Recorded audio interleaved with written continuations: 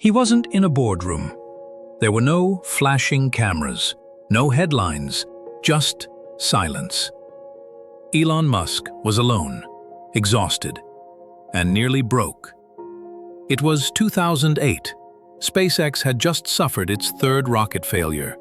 Tesla was bleeding money and on the verge of collapse. And Elon, the man everyone now calls a genius, was standing on the edge of total failure.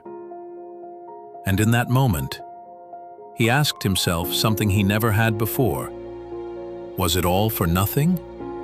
People laughed at him back then. They said he was burning cash on fantasies.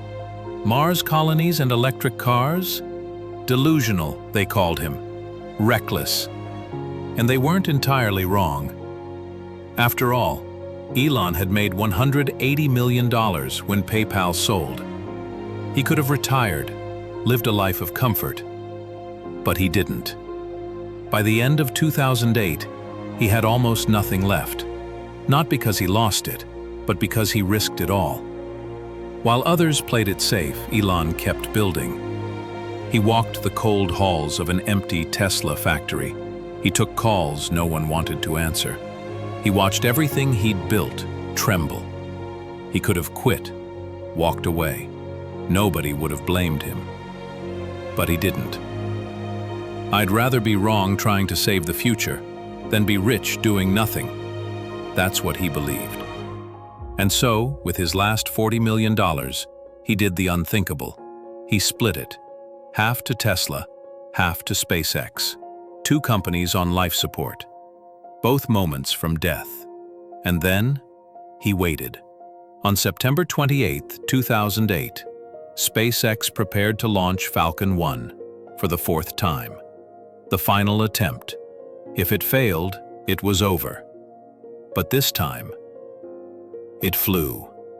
Falcon 1 soared into space. For the first time, a private company had launched a liquid-fueled rocket into orbit.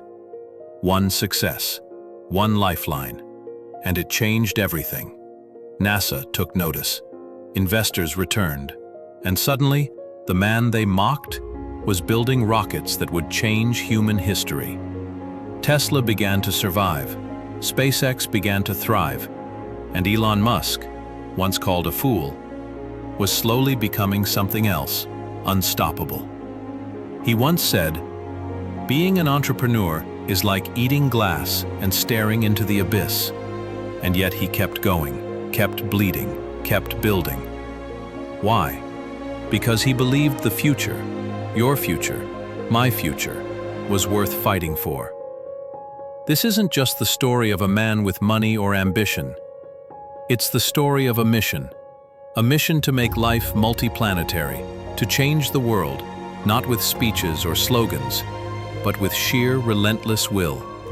He was doubted, he was dismissed, he was nearly ruined, but he refused to stop. This was just one chapter